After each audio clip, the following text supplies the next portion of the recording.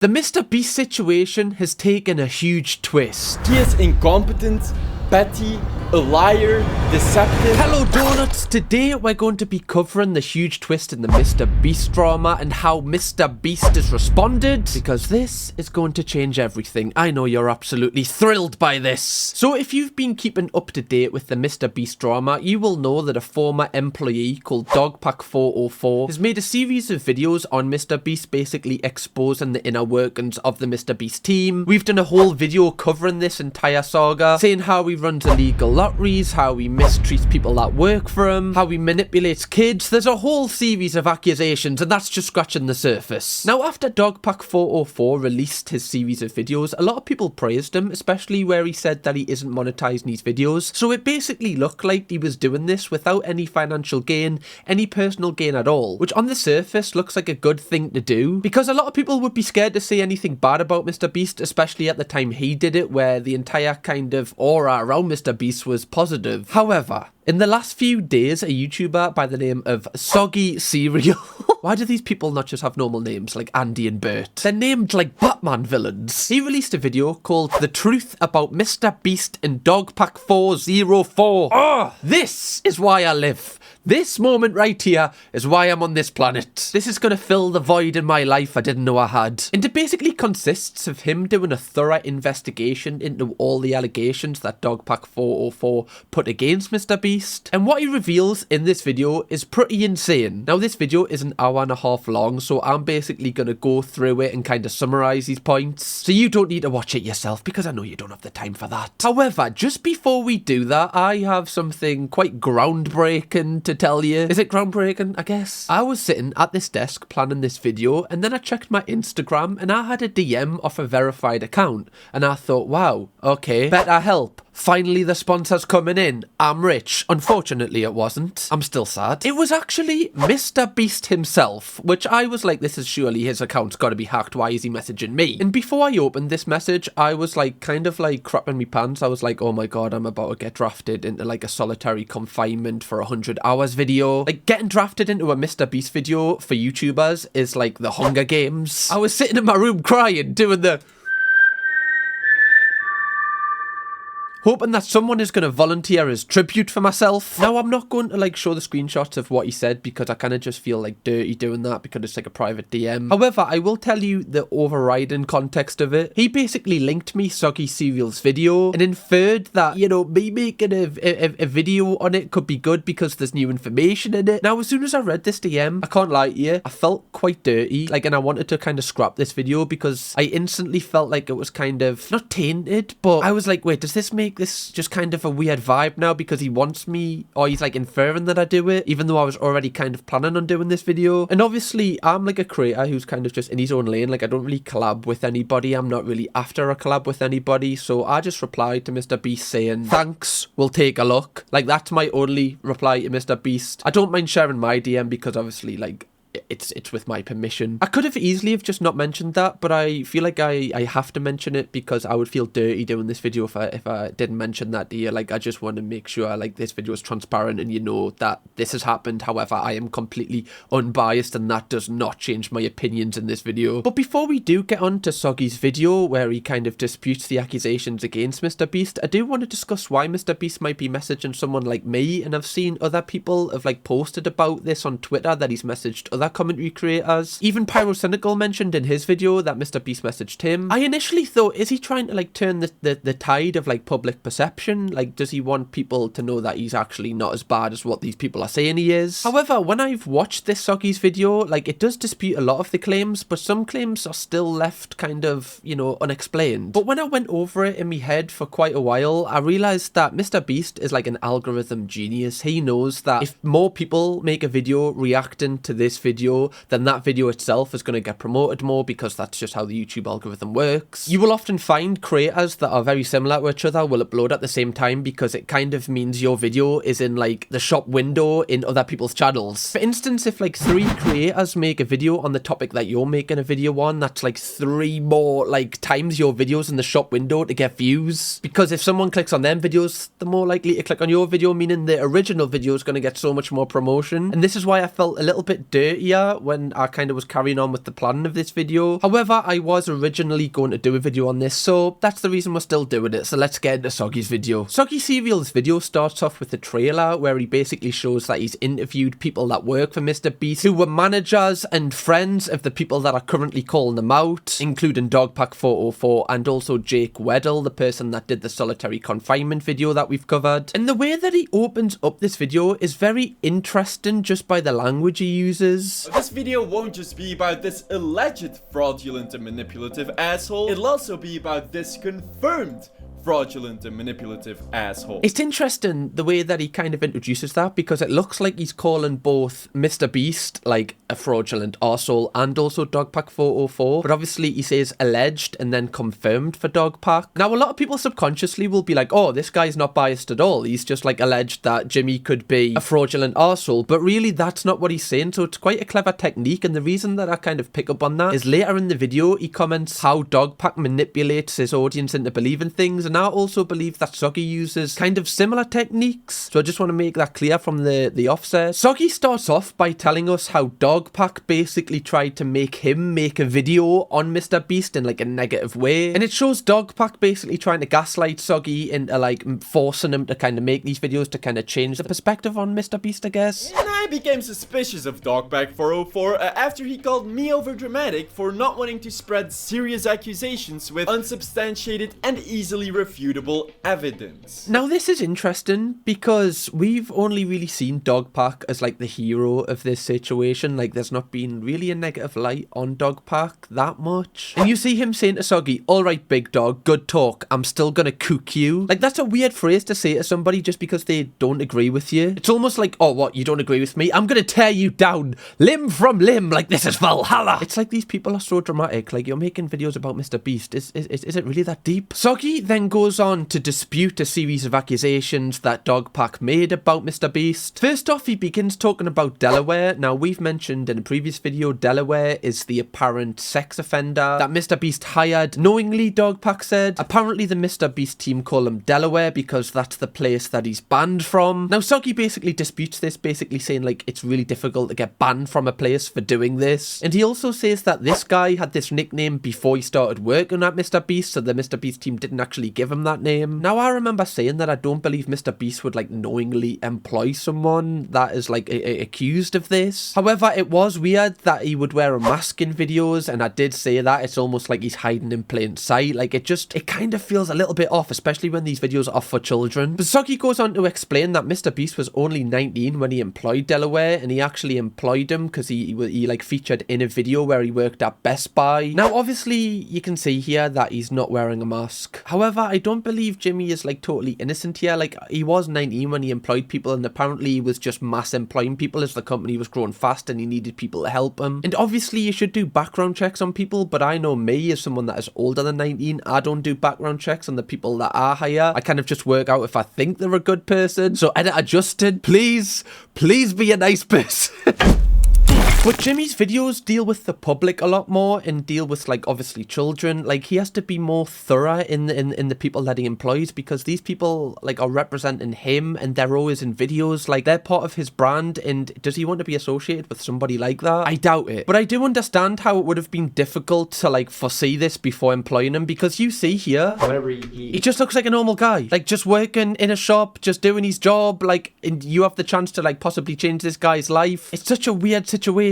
Soggy then goes on to his next point where he says Dogpack404 actually secretly recorded a conversation with another ex-MrBeast employee against their will without them knowing, and used it in his video to kind of like tarnish MrBeast's name when that person didn't want to be in a video. That person was actually just like Zoom calling Dogpack to check if he was okay because he'd heard that he was like going through something, which is just really dark. Like, if someone's checking in on you and you are like secretly recording them, like if somebody did that to me, I would feel so taken advantage of, and you know, it's illegal to do that. It was not to my knowledge that I was being recorded. I just thought it was just like a normal call, just checking up on him. And then the next thing you know, 2 weeks later, Dogpack releases like a 12 million view video. If you know me, like, it's me. That's like so dark, genuinely. Like, that's like horrific. That's like a total disregard for like someone's feelings. And it kind of throws Dogpack's like good image under the bus. Like, he said that he was doing this purely to kind of just expose the toxic inner workings of MrBeast, yet the way that you've went about getting this information is toxic in itself. And also with him talking about like the illegal lotteries and other illegal things that MrBeast does, like, you're also doing illegal things, so how does that make you any better than MrBeast? I'm not trying to say MrBeast is a good person here, I'm just saying both of these people at the moment seem really off. Garrett, the guy that was illegally recorded, actually says that this has really impacted his life. I mean, I was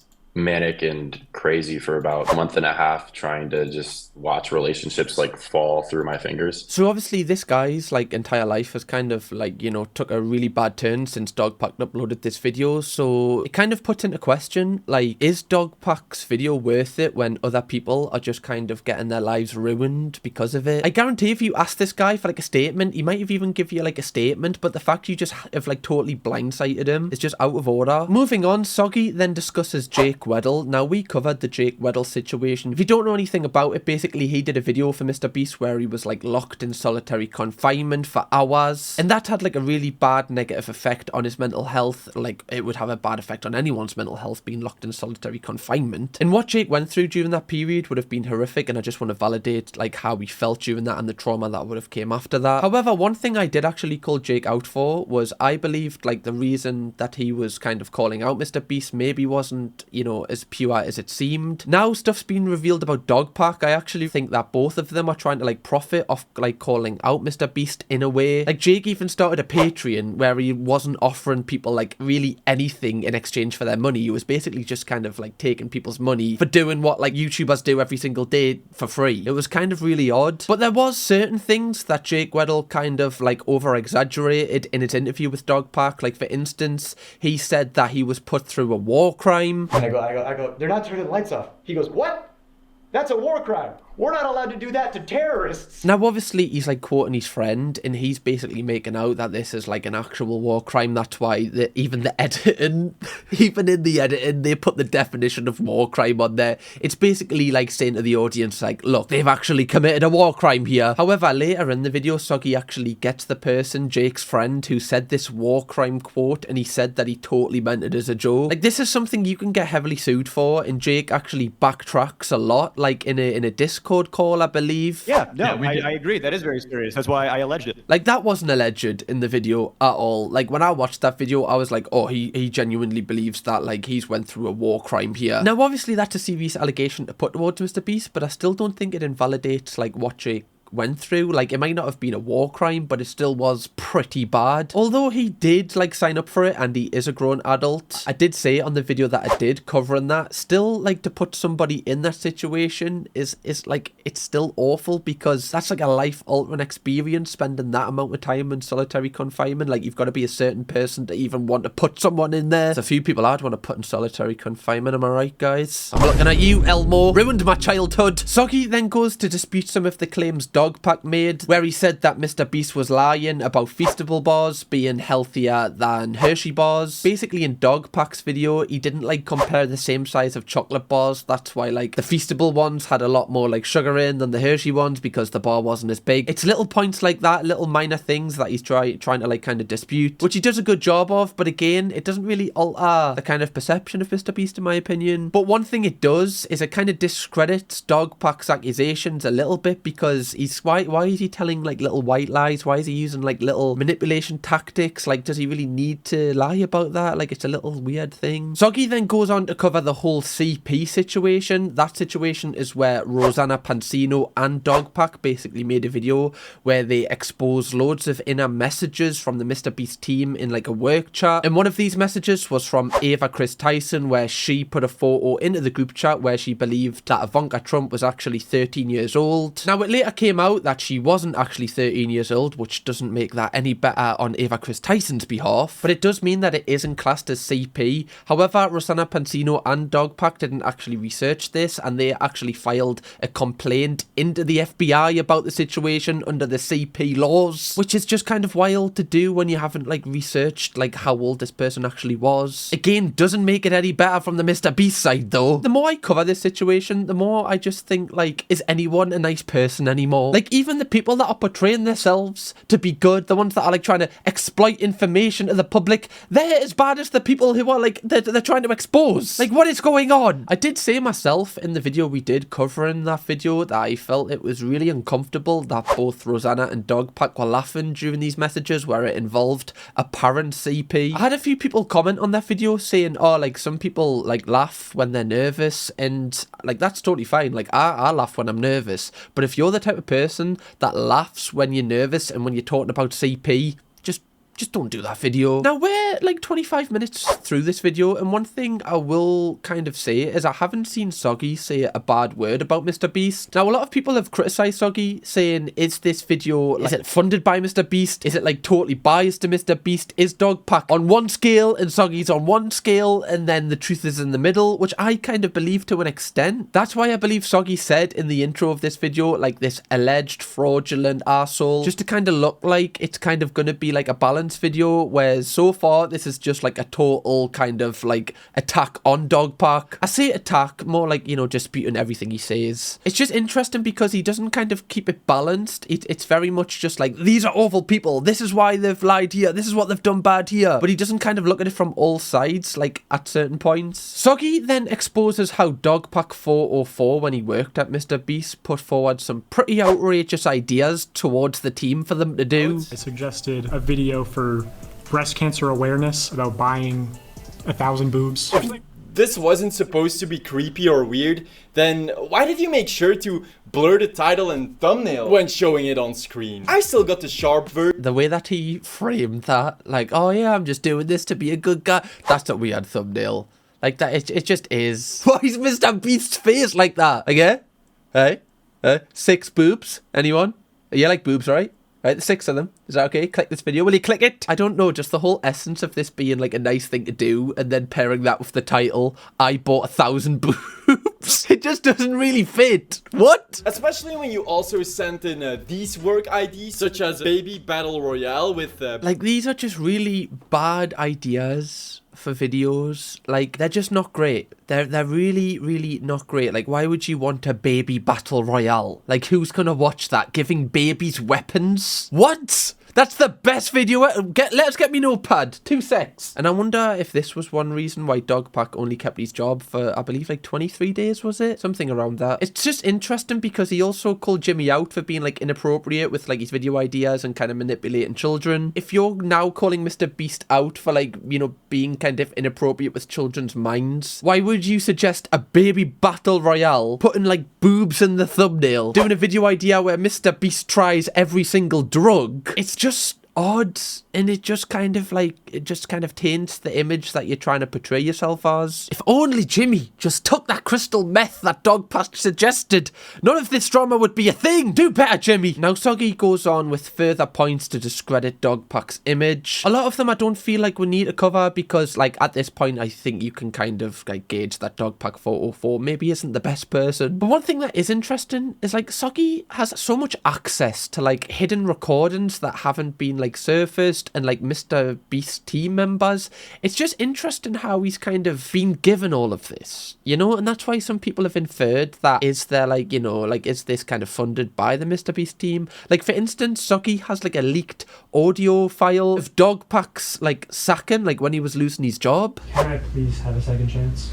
It's not. Just, if I'm getting paid, just let me come in and let me try to be coachable. If Hoodie changes his mind, can I? And I've been trying to get to this point of working on MrBeast for a long time. So again, that is interesting because obviously like the departure of Dogpack from the MrBeast team clearly wasn't mutual. Like, Dogpack had been working at this for ages and he'd finally got his dream job, and then like 20 days later he's like out of it. They've kind of just gotten rid of him. Obviously, like, I know if I was in Dogpack's shoes myself, that's gonna like, I'm going to feel like a certain way about that. I'm going to feel pissed off. I'm going to feel angry. Like, this entire thing I've worked towards is finally here and then it's taken away from us. Whether that's because of his own doings or not, you're going to feel angry about it. And now we can kind of see why Dogpack has came out with these videos, like the intentions behind them. Now, I just want to bring this back up because Soggy consistently through this video, like, calls Dogpack, like, names, like idiot, fraudulent, just calls them every name under the sun. Like, he has a very negative feeling towards Dogpack. Like, it looks like he hates him. But one word he constantly brings up is manipulative, that Dogpack like manipulates the audience to believe certain things. And for a lot of it, I do feel like he's reaching. Like, I feel like he thinks Dogpack404 is this like evil genius, when in reality these were like his first YouTube videos, and I don't believe like every specific thing in these videos was done on purpose. I don't believe he's like Christopher Nolan. This isn't some sort of like Oppenheimer project he's been working years on. Side note here, Dogpack also uses another very manipulative tactic where he shows this stinky dinky scrap metal rocket instantly exploding, while in reality the actual spacecraft carrying the hard drive was a high quality Vulcan Centaur rocket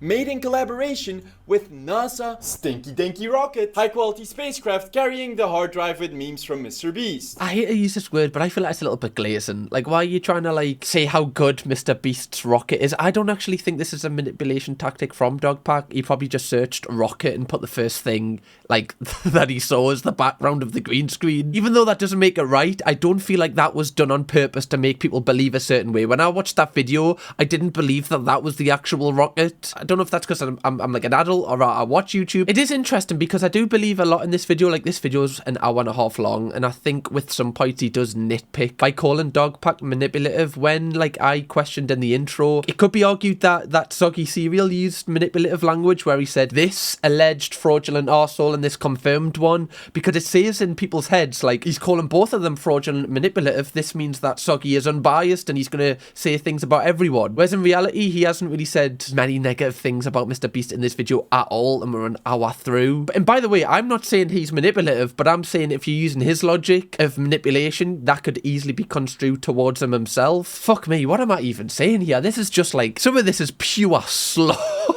I appreciate the people that don't care about MrBeast and they're just here because I'm talking about it. You're the real ones. Also, I've seen this video 3 times. Like, I know I've got too much spare time on my hands. And one thing I picked up on that I don't think a lot of people, well, probably nobody that doesn't do YouTube would pick up on, when Soggy is screen recording, like the videos to put behind him on the green screen, if you look in the right, he actually has the ViewStats plugin installed. Now, this doesn't prove anything at all. However, ViewStats is a company that I believe is owned by MrBeast and Chucky, someone that works with MrBeast. Now, to have the plugin installed, I'm pretty sure that you have to log in with like your channel details like in the ViewStats company. So basically you're giving MrBeast like your data, you're trusting him by logging into his company with the details to your like entire kind of livelihood. So this says to me that clearly Soggy, you know, kind of, does he support MrBeast in some way because he's using his plugins, he's using his companies? Because there is alternative ones you can use like vidIQ, etc. You don't need to use this one, and it's a fairly new company. Now again, that doesn't confirm biases in any way, but what it does say is that Soggy clearly trusts MrBeast to an extent to trust like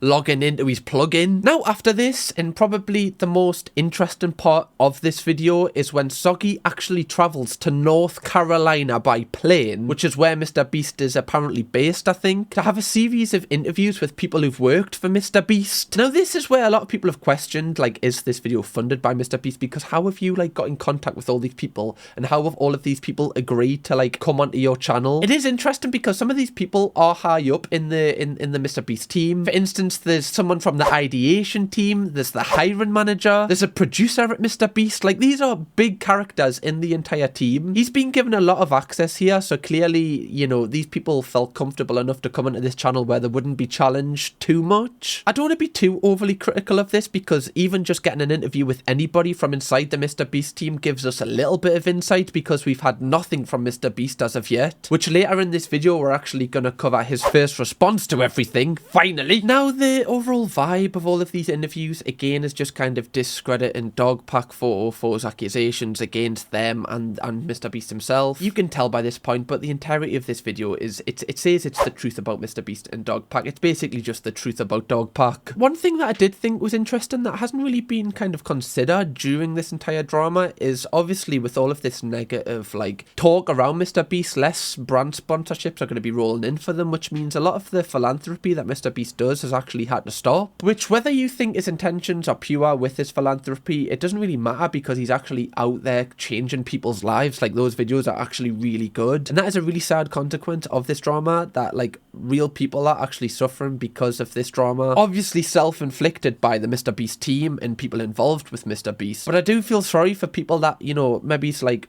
countries are people in certain countries where they've had things promised to them and they can't deliver on those anymore because simply the money's just not there. The hiring manager, Cora, actually clears up like a small point that was made in one of the accusations, where in the MrBeast like training manual it says no doesn't mean no, and everyone like freaked out about that because obviously that's like a big statement to say. But the hiring manager, Cora, actually says that she wrote that herself, which actually does kind of help MrBeast out a little bit, because if a woman like wrote that, well, you'd hope that the intention of it would be, you know, more pure than if a guy wrote it, because if a guy writes it, it just seems a little bit dirtier. I know that probably sounds a bit sexist, but it's kind of just true. It clearly wasn't meant in the fashion of like, no doesn't mean no, this is like a laddie environment. She says it was like a sales tactic, like this was written way before they wrote it into the manuscript. It's been used for years, which to an extent is true. Like, you know, if you ever get like a salesperson at the door and you say, no, I don't want it, they have like methods to kind of not take a no for an answer, basically. But out of context, it was just mental, so I'm glad they actually cleared that up. We're now 1 hour 24 minutes into this video, and we only have 3 minutes left, and still there's not been really any criticism towards MrBeast. However, the last section, the last chapter of this video, by the way, with YouTube you can like self-title these chapters,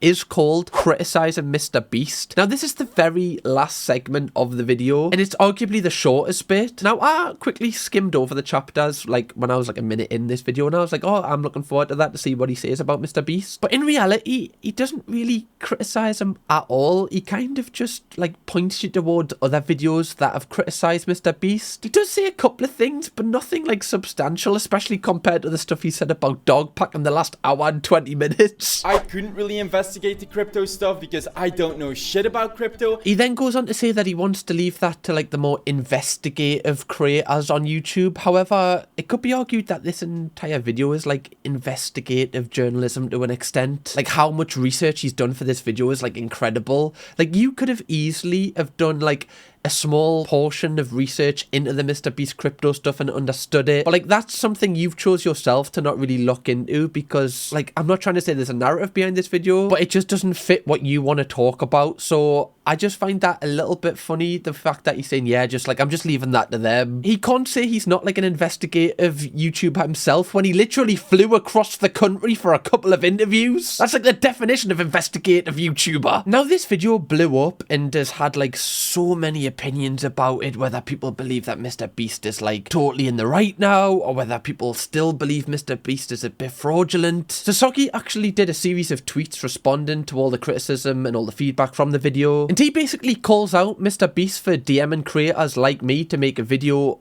on his video. There are some things that have come to my attention I found concerning. The one I personally feel most disgusted by being MrBeast DMing my video to creators instead of taking accountability for very serious allegations. And then he basically says like, if MrBeast can DM his video to creators, surely he can respond to the crypto accusations. He also like slightly credits Dogpack, saying that the one good thing that has come out of his videos is kind of removing like the overall golden boy image that MrBeast had. It's almost like in this thread of tweets, he's like criticized MrBeast more than he did in the entirety of his video. And I guarantee after making this video, he probably, like, if he could go back, he probably would say this in the actual video. Like, he might have thought, like, oh, I probably should have criticized him a little bit more because it was so heavily on Dogpack, especially when the title's based around the truth about MrBeast. He also inserts, like, a screen recording where MrBeast has actually commented on the video, saying, finally, a video that doesn't spread baseless slander about me, lol. And at this point, it's interesting to just kind of see, like, MrBeast's whole response to it, because he's commenting on videos like this. He's clearly very aware of the situation, of course he is. And just again, coming back to why he DMs creators like me, I wonder if he's DMing creators that kind of, like, in my videos, I don't, like, attack anyone. I kind of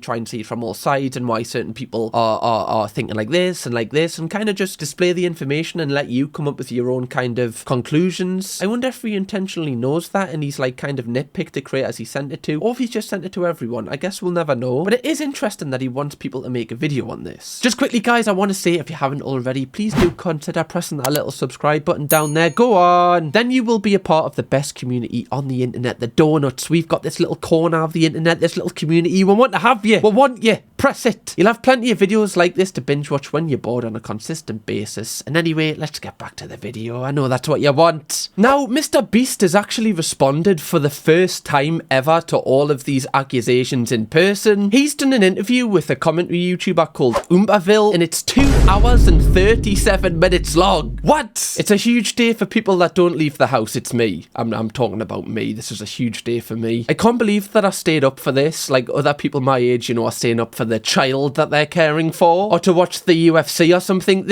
I need to have a serious conversation with myself after this. But it is interesting because we never really see MrBeast in this kind of setting, like in an interview setting where he's talking seriously. The only time he really does an interview if he's talking about the algorithm or something. So this will be interesting to see just his demeanor and kind of how he carries himself with some of the questions that are hopefully going to be posed to him. So one of the first questions that oompaville asks MrBeast is why he's been silent for so long. And MrBeast's response to this is he basically says that the law firm that he like hired to carry out the investigation told him to remain silent so that he doesn't influence anyone involved with the case. Because obviously if he's constantly like posting about it, people that have like worked for him that want to be on the good side of him are probably not going to say a bad word about him. So that kind of makes sense. It stands up why he's remained silent for this long. Obviously that couldn't have been kind of easy for him because all of these accusations are coming towards him and you're just not saying anything. Like it was pretty suspicious. Because I told them, okay, I'll wait till the investigation is over. Just in transparency, I've never done one of these like big investigations before, and in my head it was gonna last like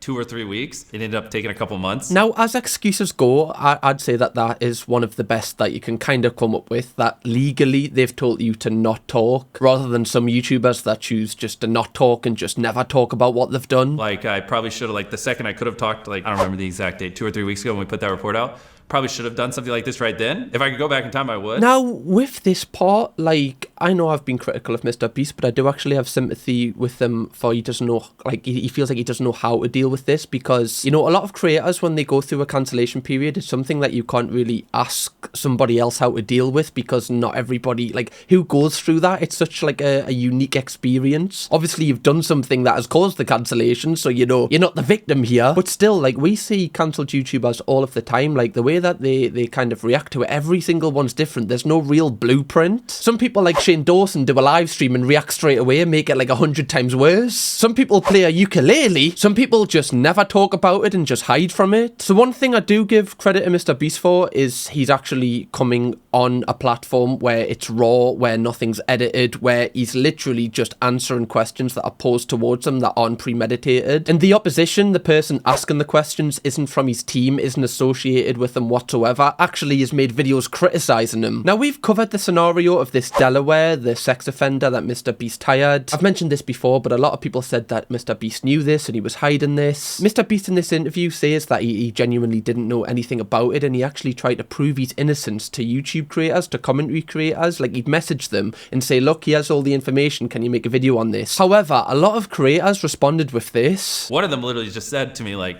well, it's not really cool to like you or defend you right now, so I don't really care. I don't want to take the video down because then people are gonna think I'm controlled opposition. I was like, whoa. That is crazy. Genuinely, that is like mental, that people would just add to the hate train just because it's like it's just what you do. Like every single time I make a video, like it's because I feel a certain way about it. Like if MrBeast had messaged me this evidence, I definitely would have like put something out saying like, oh, this information that I said, it's actually been proven false. Surely you have to display all of the information because then you're like, how are you credible? There's also this Reddit thread called r/YouTube drama, which, as you can obviously tell, it commentates on YouTube drama. And this evidence that MrBeast is talking about, where he's disputing the claims against Delaware, was actually getting posted in this group, but it was getting removed by the moderators, which is interesting because why are people kind of hiding the information that's proven MrBeast innocent? Is it because it's like popular to totally hate him and totally like want to see the end of him because he's such a big creator? Is that the reason? That same photo, right after that second Dogpack video, started to get traction on Reddit, saying like, hey, this is a lie. Jimmy didn't call him Delaware to make fun of him, you know, committing a crime in Delaware. That's just his name. It got taken down by the mods on r/YouTube drama. Again, I'm just trying to keep this totally balanced, but considering how MrBeast would be feeling in that situation, like if you were that person, knowing that you hadn't done these things, and every single time there's evidence disputing these claims, it's getting taken down, like imagine how that would make you feel. Like that would obviously make you feel more stressed, and that's probably why he hasn't came out and replied side, because when you're stressed, like everybody knows, whether you're stressed about money, whether you're stressed about just your job, whatever you're stressed about, you're not thinking like clearly, you're not thinking logically, you're basing all of your decisions mainly on emotion. And if anyone knows basing your decisions on emotion, a lot of the time it doesn't end well. Moving on, a lot of people called out MrBeast for conducting his investigation like kind of like internally by himself. Like he hired the law firm, he hired the prosecutors to do all of this, and a lot of people said, well, of course that's got to be biased. I remember reporting on this, and loads of the comments said, well, what's the point in him doing this investigation, because we know what the result's going to be. And on the base level, I kind of agreed with that. Like, it does look a bit weird, but who else is going to pay for like these top law firms? Like somebody has to pay these people. They don't just come in and do this like off their own goodwill. MrBeast also talks about this in the interview, but these are like huge law firms. Like, these aren't going to discredit their entire reputation. If they find out MrBeast's guilty, they're not going to just put that under the rug just because like it's MrBeast. The law firm he used is like a really respectable law firm, a really expensive law firm. If they did that, they would just be totally discredited and possibly shut down. You know, a lot of people I saw were saying like, well, you paid them. And it's like, well, yeah, top tier lawyers and federal prosecutors don't work for free, so I have to pay them. That is interesting, because a lot of people said like, why are you participating in an internal investigation? When in reality, it's an investigation of his internal business, but it's by like an external source. It's a third party source, someone that's not got bias in any way. If Jimmy's own HR team did that investigation, that would completely be a valid point. Like, well, obviously you're just gonna put stuff under the rug because everyone wants to keep their jobs. But this is one point, and I even mentioned this in a previous video, like I didn't really have an issue with him doing this. Now, a large proportion of this interview, and I think it's because they've basically just uploaded the raw file of the conversation, which is great for us because obviously it's not manipulated in any way. Like, it's the pure cut, it's not edited to save anyone. But a lot of it is kind of filler. Like, they talk about for like half an hour like what it's like to run a business. Like, oompaville puts like his own experiences of owning, I think it's like a game organization and a candy company. They talk about payroll, etc. It's kind of filler stuff that we're not really here for. Like, we don't really need to hear it, but I guess it's good to have in because it's just like it shows the rawness of the conversation. They also cover the no means no that was written in the handbook, which we've previously covered in this video, was actually written by a woman who worked at MrBeast. Like, they would call crane companies and they'd be like, no. And then they'd be like, okay, hang up. And they come to me and they go, Jimmy, they said no, we can't do it. Don't be rude, but if they say no, just try to understand why. You'll have an instance where like, well, we can't get all the cranes at one time because we're renting them out. What if we went to the 2 or 3 other clients that day that were renting the cranes? So obviously he gives context to like the no means no statement, because when that got released, just like out of context with everything else going on, it was absolutely wild. And obviously with like a large proportion of the MrBeast group being like males, like it just didn't really sit right, especially when we didn't know the other information of this being wrote by a woman. It seemed like a little bit of like a boys club, whereas MrBeast is kind of just saying it's kind of like typical sales kind of tactics, you know, like when you get someone knocking at your door and you constantly tell them no, and they just keep like regurgitating like their sales pitch. Like, that's kind of what he's getting at here. The fact that I've sat through 2.5 hours of this interview so that you don't have to, I feel like you need to give me a medal for that. I feel like you should send me a Christmas present, right? Just saying. They mention on some brief points that I haven't really covered in detail. They talk about CGI, and apparently like MrBeast like CGI'd the fixing of a hospital on his Philanthropy channel, and obviously that's like fake footage. It's like CGI'd obviously to make it look real, and a lot of people called him out saying like this Philanthropy is fake because you're CGI and the stuff you're doing, you're not actually doing it. Basically calling out Beast Philanthropy for not really like being legit and not really helping people. MrBeast talks about like how this has actually impacted like the real work that they do, like the real helping of people. Now this is interesting because it seems like not that deep on the surface, but I just don't believe if you're doing philanthropy work you need to like CGI it. I don't think it's that deep, but I just think as a charity, the entire thing you want from a charity is for it to be transparent, is you want it to be real, you want that your money's actually gonna, you know, go somewhere. Imagine if children in need just like CGI'd like food packages to kids that need it. You'd be like, well, I'm not donating £2. Fuck off, Pudsey Bear. I bet that eye patch isn't even real. I think it's just a classic case of MrBeast being MrBeast, where everything's like retention based and everything needs to like set up the next moment, whereas with a philanthropy channel you can kind of just chill with it. Like, you can still do your retention techniques, you can still do all that, you can still have your base core of your values, but you don't need to fake stuff. Not on that channel. Now, we covered how Soggy Biscuit That's noisy. So we covered the tweet that Soggy Cereal put out where he was basically saying how angry he was that MrBeast was DMing his videos to creators. He was like using it as a way to kind of like prove his innocence, and Soggy just felt like that didn't really sit right with him. Now, oompaville actually does a good job of like bringing this up and asking MrBeast like why he did it and like how he feels about Soggy being upset about it. I interpret as him just trying to be honest with his audience and just expressing how he feels. And he probably, in his head, if he was even being more honest, he'd probably be like, Jimmy, why don't you just say these things? Why am I saying it? There are some things in there I don't agree with, and he does go pretty hard on me, so which people seem to forget. I don't think that he does. Like, I think he does criticize you, but I don't think he goes hard on you. Definitely wasn't balanced compared to Dogpack. But it is interesting that he's kind of trying, I guess, to take accountability. He basically says, like, yeah, like, I shouldn't be really sending them videos to people. I can understand why Soggy feels, like, upset about that. Like, he'd rather I just respond to it. I got excited and shot it over to a bunch of creators who covered the false information and was just like, look, I could see how, you know, that looks like I'm hiding behind it. Luckily, I'm here talking to you. So yeah. I don't think that will be a problem anymore, but... I think MrBeast had to do this interview because I said when he DM'd me, I kind of felt a little bit, you know, it just didn't... It made it, like, dirtier. Not in that kind of way, right? If he sent us that kind of pic, that would have ruined me night. It just didn't really sit right with me, so I can't imagine how Soggy felt. It must have like felt kind of weird for him as well. It kind of discredited Soggy in a little way because it kind of made it look like MrBeast was behind it.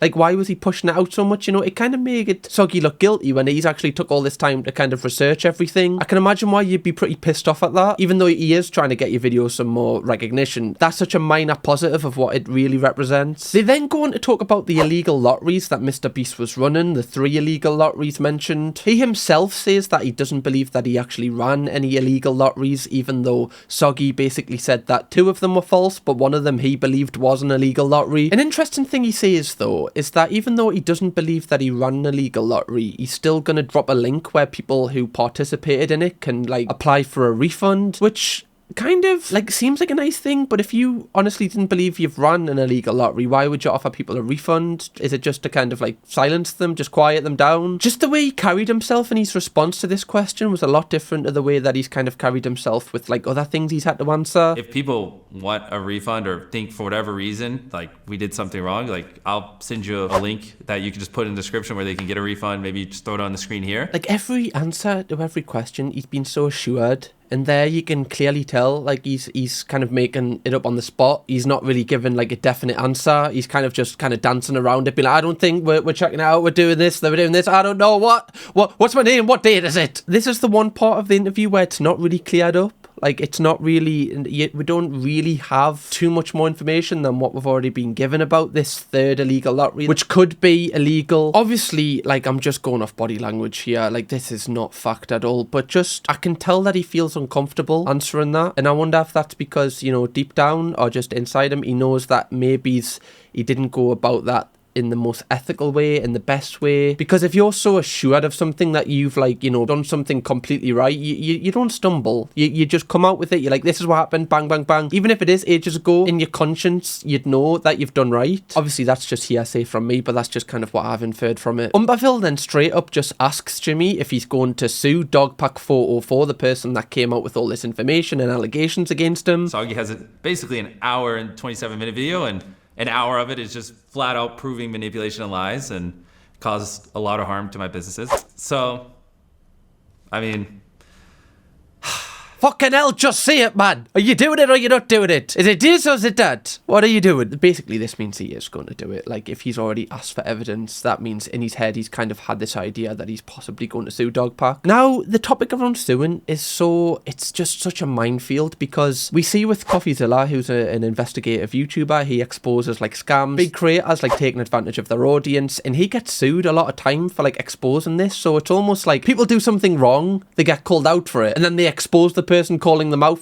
Like, that to me just doesn't seem right at all, especially when those videos are based on fact, research and evidence. However, this is a little bit of a trickier one because from Soggy's video where he disputes a lot of things that Dogpack said, and Dogpack has reported these things as basically as fact, and it has had a huge impact on Jimmy's business. Like he said, like his Philanthropy channel, they've had to pull back on loads of stuff because the money's just not there to do it because brands have pulled out. That's kind of one of the easiest W's you can get with suing someone because there's like a clear pipeline of this person making all these false things about you and the impact it's had. However, in the court of like public perception, like if Jimmy starts suing people, will he, you know, be looked at as how like Logan Paul's looked at, where people kind of like don't have much respect for him because anyone that like goes against him, he just sues them straight away? It's an interesting one because I still feel like MrBeast is more of a creator's creator than what like someone like Logan Paul is. However, he is hanging around with people like that now, and you know, is he going to take advice from those?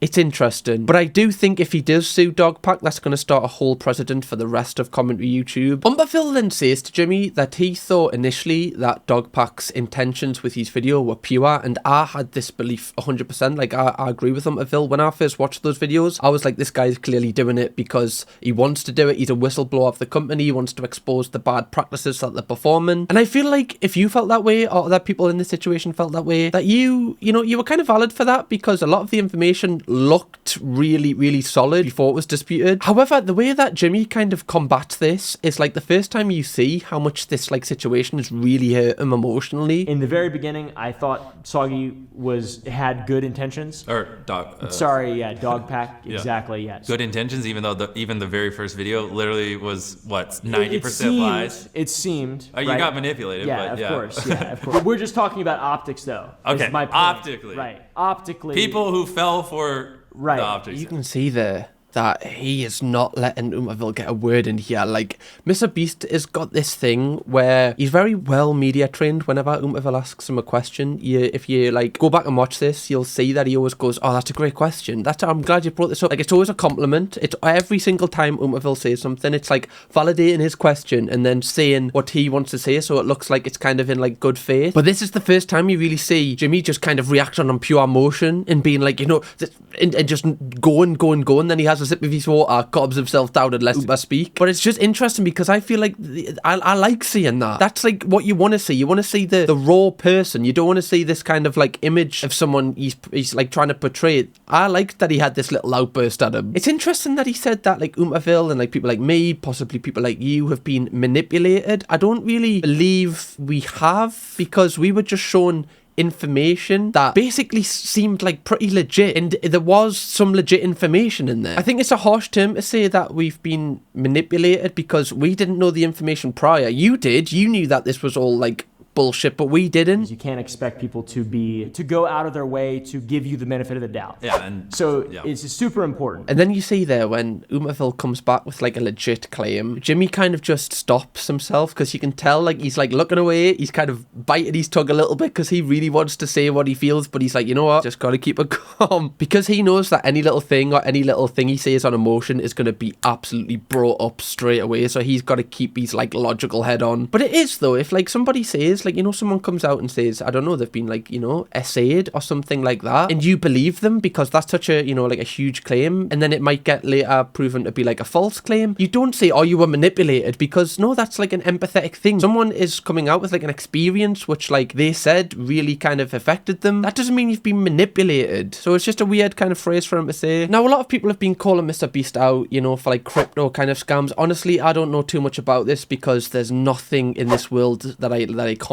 more than like cryptos and NFT. I just find it so boring, and I feel like if that is your personality trait, I just don't want anything to do with you. Like when people were buying those, like, were they like gorillas that were worth £100,000, but I could just screenshot it, and I really just didn't get that. It was the most stupidest thing that people tried to convince you to buy. And Jimmy basically plays naive to this and says that like with his investments, he has like a team that do that. Like, he doesn't himself invest in anything, so he's quite like naive to everything that was going on around the crypto stuff. Moving on, one thing I found really odd about this interview is MrBeast actually reveals what his favorite thing to do in the bedroom is. Like, break down Beast Philanthropy and try to find anything fraudulent in there, because we're super anal. Oh my. Super anal. What even is that? Haven't even heard of that. Super anal. Like super? Well, are you like Superman flying in like that? That is wow, okay. Didn't expect that from you, Jimmy. Super anal. MrBeast then talks about his philanthropy and charity work that he's been criticised for, because this is 2024, and that is what you get criticised for doing charity work. Apparently people have been calling him out for Team C's, where he actually removed like 34 million like worth of waste out of the seas. Like, he's been called out for that. There is some things that I think like people people kind of just reach with MrBeast. Like, a lot of the things that I've commentated on, I think he needs to be called out for. But some things I'm like, are you, like, really? Like, does it, he's literally saving the planet. Does that... That's fine, isn't it? It's interesting because Jimmy actually says that since he started his philanthropy work, he's actually received like so much more hate than he used to get prior to it. I actually think I would get less hate if I didn't do philanthropy. So I actually think it's having the inverse effect, at least in the last 2 years. Buried by Stuff Alive, no one criticizes it. It's like, oh, this is a good video to watch it. And then I'll do a video where I build 100 houses. Everyone loses their mind. Now, this is an interesting topic, and I believe that the reason that MrBeast has probably received a lot more hate since he started his philanthropy work is you're held to a higher standard when you're doing charity work, because you're trying to, like, basically you're trying to paint yourself out as a good person because you're filming this, you're saying how you're doing all of these amazing things for all these amazing people through, like, no personal gain. Automatically, you're holding yourself to such a much higher standard than the average person. Like, somebody making a buried alive video and somebody giving like 100 people houses, there's a difference to like the standard you're held with at that. You're going to be judged so much harder. Like, for instance, if Jake Paul did some of the bad things that MrBeast is being like accused of, nobody would really blink an eyelid because people just presume that Jake Paul's not the best person. But when you like make your brand so like brand friendly, then any little thing that you do that doesn't represent that brand, that's going to tear that down so much quicker. He mentions that he got a lot of hate for like he's making like, was it 100 blind people see or something like that. Now, the essence of that video was actually really nice, like, you know, paying for people's like eye surgery. That's like a really amazing thing. But I think the reason people called him out was because the thumbnail was a little bit off. Like, I'll see if I can find it. Like, come on, like, this thumbnail is you can't expect to post like a video with that thumbnail, no matter how nice the video is, and not expect people to say something. Like, the fact you've airbrushed your face and like edited fake tears onto, like, come on. It's a little, you know yourself that that's a little bit outrageous. Like, it's a little, it's just funny. Like, you don't need to do a thumbnail like that. I know you do because you're MrBeast and like everything's about CTR and watch time, but you can't give it a little bit of just a more realistic thumbnail. That is absolutely wild. Like, I don't think people were wishing his death. If you were wishing his death because he did this, then you're a little bit of a weirdo. But I think people are well within their rights to take the piss out of that. Now, the conversation comes back to Delaware, the person that MrBeast hired when he actually was a sex offender, and MrBeast explains his reasoning and how this situation kind of came about. Probably should have gone on some site and hired people who had production experience, but instead I walked into my local Best Buy and I just hired multiple people. One of them was the person named Delaware. There's a rumor that's gone around that said that he sat me and my mom down and told us. And when I read that tweet, the first thing I did was I called my mom and I was like, hey, did this happen? Because someone's claiming this happened. My mom said, I would have literally probably shut the business down before I ever let my teenage son hire a registered sex offender knowingly. Now, to me, that checks out. I mentioned it previously in this video, like, as a 19-year-old and his business is like getting too big for just him and his friends to deal with. He needs to mass hire. And obviously at 19, you aren't going to know what background checks are. You probably don't know. Like, I imagine a lot of 19-year-olds watching this wouldn't know the first thing about, like doing a background check on somebody. I'm not talking just like checking their social medias, because I certainly wouldn't. And I feel like this is just a really unfortunate situation during the hiring process that he actually turned out to be a registered sex offender. However, again, when we're talking about holding them to a higher standard that would hold someone else to, his videos are very much targeted towards children. So if you subconsciously are targeting your content towards children, you've got to be really solid with your checks, because it's a lot more dangerous to like allow anybody that is like that kind of person around just children and etc. in general. It's just people that aren't adults. It's a really tricky situation. I don't feel sorry for MrBeast at all, because he's a grown adult. The repercussions are from his own decisions during all of this. But like, take away like MrBeast, like his entire brand, take away everything, just like him as a person. This must be like a really stressful thing to go through. Like, take away that he's like a multi-millionaire, if not billionaire. He's clearly somebody that wants to be liked. Like, this is probably one of the main reasons he might have got into YouTube. Like, as a kid, he might, like, I can't imagine he was one of the popular people. And I honestly think this is really hurting him. The fact that he's got like a negative, not like a negative connotation around his brand, but just around him in general. I feel like that will be really hurting him. And I honestly feel like that's why he sat down in this interview to talk openly, rather than making a video himself or making like an apology video that's got a script. Like, we're 2 hours into this and I just have more respect for MrBeast than I did prior to watching this, just because of the decision he's took to come on here. They do bring up some other things that we've covered, such as Jake Weddle, the person that did the video where he spent time in solitary confinement. The challenge was every day you live in this room, you win $10,000. And then it was like kind of like a white padded room. There's like a pool table, a bed in there, bunch of other items, blah, blah. Let me just gather my thoughts on this one. Basically, how do I say? We tortured him. We tortured that little bastard. That's allegedly, by the way. I don't want to get sued. I'm joking. That's a joke. Multiple people can do the same thing and experience it differently. That's what's a little tricky about these like contestant-based videos. I can never know. Some people, they're into the torture, right? Dirty bastards. I'm speaking to you. Honestly. Sorry, guys. This is like a really serious situation. I shouldn't be making jokes. We give people the ability to quit, you know what I mean, or to leave at any point. You know, he mentions this in his video, like around day 11 or 12, he was struggling, and so we did turn off the lights. We sent a psychiatrist in there to check in on him, and we ended the challenge, and we paid him. That's why we allow people to leave these challenges. Like my goal when doing these obviously isn't to like, you know, break people mentally or push them past their limits. It's just to like create an environment where they can challenge themselves and do something interesting or cool. Now this one is so weird because I'm so conflicted with this one because I've mentioned before, like I think Jake Weddle is a little bit odd, and I know that oompaville has like mentioned this before, that Jake Weddle, like when he's saying like war crimes and stuff like that, like he exaggerates a little bit. He's certainly like a unique character. However, what he went through was very real and he should be validated for that. Like the feelings he had, completely validated. It might seem like a good idea at the start, you know, like especially like, you know, the money that's involved, and if you haven't got much money, like that is like such a great opportunity that you're just gonna, you don't even like think logically. You're like, emotionally, yes, I'm gonna pay me rent, give us it. But that's had lasting effects on him because obviously spending time in solitary confinement is gonna do that to anybody. And when Jimmy's saying like, oh, I just set up these challenges so people can challenge themselves, yes, that is probably the essence of it. But in reality, when you're doing challenges such as spending 11 days in solitary confinement, that is stretching people above, you know, their boundaries and like dangling the kind of money over them, like, oh, but if you stay you get.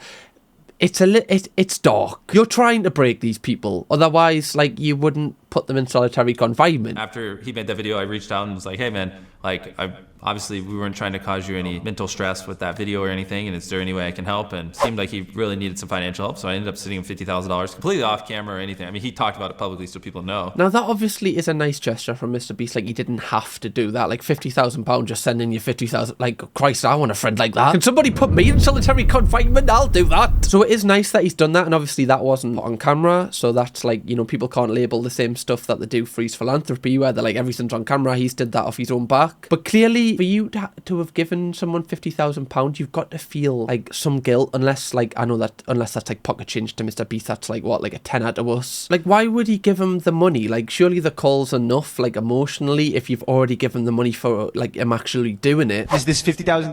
Well, first of all, you're going to tax it, so let's say it's more like $30,000. Yeah, I remember when Jake Weddle said that, and he was like bitter that he had to pay tax on the money MrBeast did get.